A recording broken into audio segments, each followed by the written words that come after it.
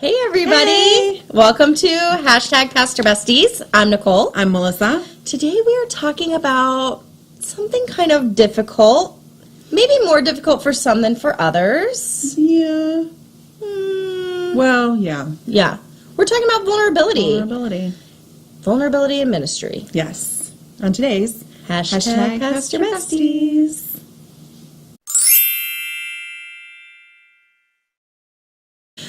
So, vulnerability in ministry. I tend to think that vulnerability is very important in ministry. I agree. But I don't know that everybody thinks that. No, that's true. Not everybody appreciates vulnerability. No. Or being vulnerable. Right. So you have to kind of ask that question, like, how much is too much to share? I always wonder if I'm oversharing.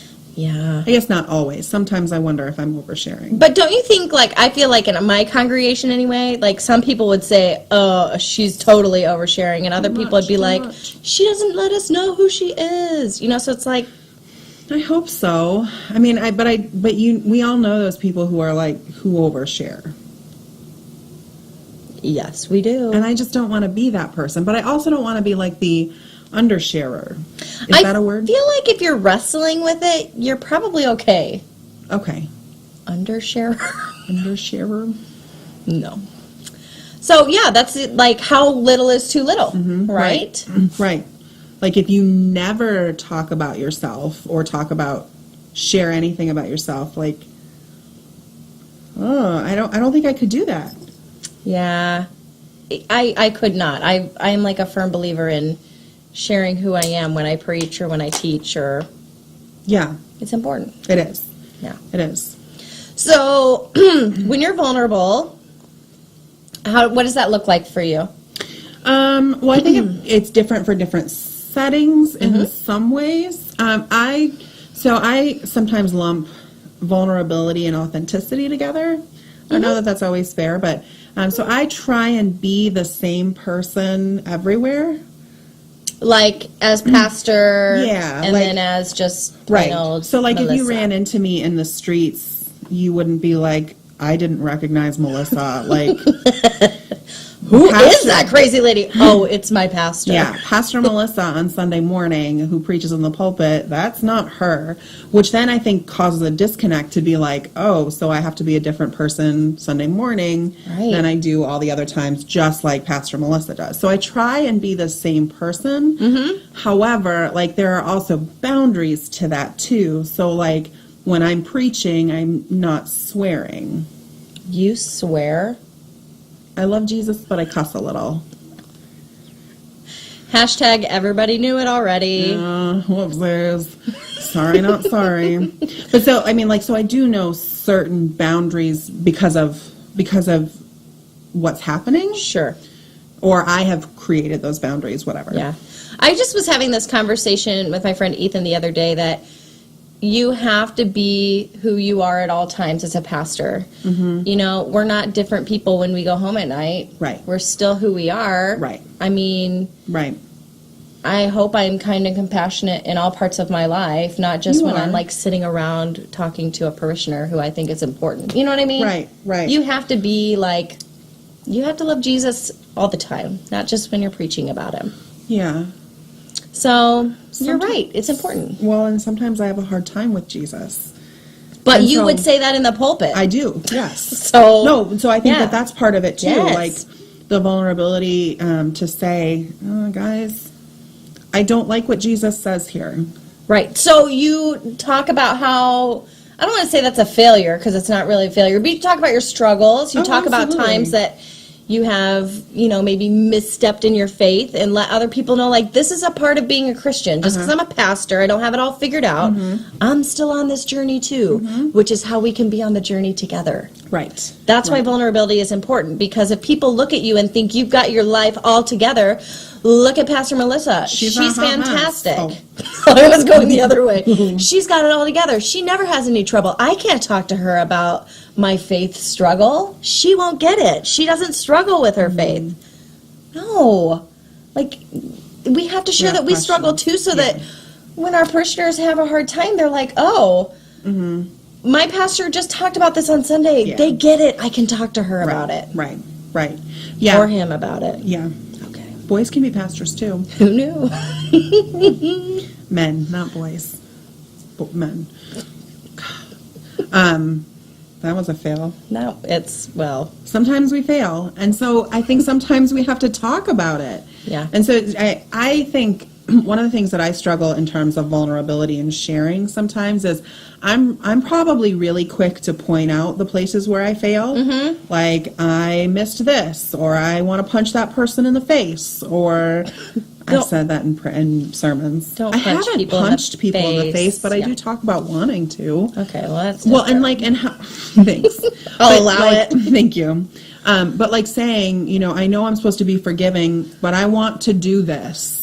Mm-hmm. And so I personally am probably quicker to say like my failures or the places that I'm struggling more than being like, guys, I did this thing really well. Yeah. Yeah, I actually just did this in a sermon. This was really hard for me because I'm the same sort of way. It's easier for me to talk about how I'm not doing great in the faith rather than like, oh, look at me, I'm so awesome. But I had this sermon that I was talking about how you have to let God lead you. Mm-hmm. And so I was talking about leaving the hospital, and I saw this group of boys crying, and I was like, oh, that's so sad. And I kept walking, and God was like, turn around and go pray with them. And I was like, no. But I turned around and I went to go pray with them. Right. And I shared that in my sermon, not to like humble brag, not to be like, hey, look how great your pastor is. Right. But to be like, this is what happens when you listen to God and you let him lead you. Cool things happen. Right. And ministry happens. And so if I can do it, you can do it. Right. It's such a fine balance. But that is vulnerability too. It's so hard to do sometimes. Right. Maybe not for all people. Some people don't mind the humble brag. Narcissist. But it's hard for some people to share. But it's important to lead. It's important to lead from your faith too. Yeah, it is. Lead by example. Absolutely. I think that's probably for the failures in particular, when I feel like I talk more about those or struggles. Like for me, that's part of, I'll go first. So if you need to have permission to say I'm struggling, I'll be the first one to tell you. Right. Like I'll go first, and hopefully that'll give you permission. But then I don't want to also set up like poor self-image, and so we always fail. Right. So yeah, I think you're right. Like I'm going to try and do better about that. It's hard, and you have to be sensitive about when to share what. Yes. Because sometimes you have not worked through your stuff, and you are not at a place that you can really share in a healthy way. Yes. Nadia Boltz-Weber, who is a pastor in Denver, Colorado, one of the quotes that I've heard her say is that you preach from your scars, not from your wounds. That is brilliant. Right. I love that. So, like, when I was having a crisis of faith, my congregation that I was serving didn't really know. Like, I'm sure that if they thought about it, there were probably places where they were like, okay, I see it. But I didn't stand up there and be like, guys, I don't believe in God today. Yeah, that's not, that's a scary thing to proclaim. Sure. Afterwards, after I had sort of worked through what was happening and where I was, I was like, I had a really hard time, and there were times that I didn't know if I believed in God. I do now. Right. Right. Surprise. You know what? Do you know what I realized too? In that, not many people ask their pastor if they believe in God. Yeah, that's the assumption of all assumptions. Right. Yeah. So, again, I had worked through it, and so I was, in a lot of ways, I was preaching from my scars and not from my wounds. Right. Well, and thank goodness you did that in that way, because you really could have, caused some damage. Absolutely. But being able to say, I walked this rocky path, I came out on the other side. Mm-hmm. I made it through the other side. So if you're in that rocky place, you're going to make it through. You can if you do the hard work. Yeah. I also think you have to sort of do that with learning too. Yes. Have you ever heard somebody preach and they're like, "Ooh, this is a great idea. We should do this," and then people start to get on board and they're like, "No, we should do this." Yeah. They're learning things and it's exciting for them, and so they want to share, and then That happens, everywhere. like, for me personally, especially when I was in seminary and serving a church. Oh, yeah. 'Cause I was like, oh my gosh, you guys, I just learned this whole new thing about how to read Genesis. Did you know that Genesis is a collection of poems, and there's 2 different creation stories, and there's 2 different flood stories? And people are like, no. No. I know. Like, it only blows your mind. Right? So, like, it blew my mind learning it in seminary, so I want to be like, everyone needs to know this, but you also have to, like, be careful.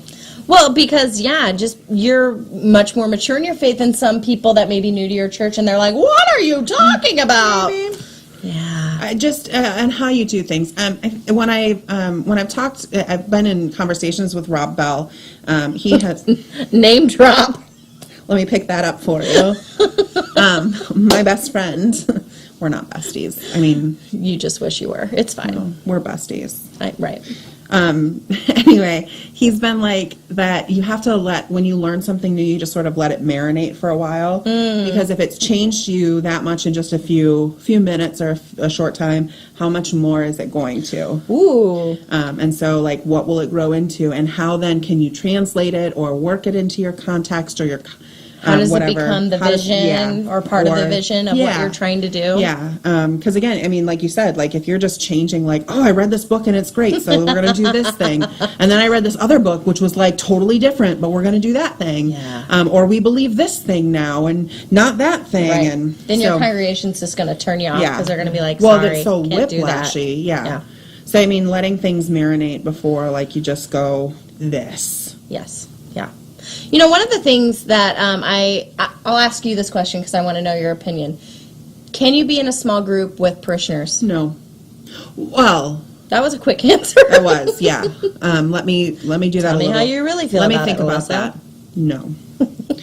I mean, you can, but I don't know. There's always, as a pastor, you're always in a different relationship with people. Mm-hmm. So you have power over people. Yeah, you do. Whether you want to or not, you do. Right. I know even when I've been in small groups that's not necessarily my church members, but it's been small groups where they know I'm a pastor, it changes the conversation dramatically. Sure. So, and when I say something, it changes how I say something. So I may think like I was in a small group once, and we were doing a Bible study, and I was just thinking about a particular passage, like just sort of thinking out loud, and they were like, you know what you're talking about? And I was like, oh my gosh, I have no idea what I am talking about here. So, I mean, it just sort of changed the level of like, you have authority. I had authority. Mm-hmm. So I think that I don't think you can.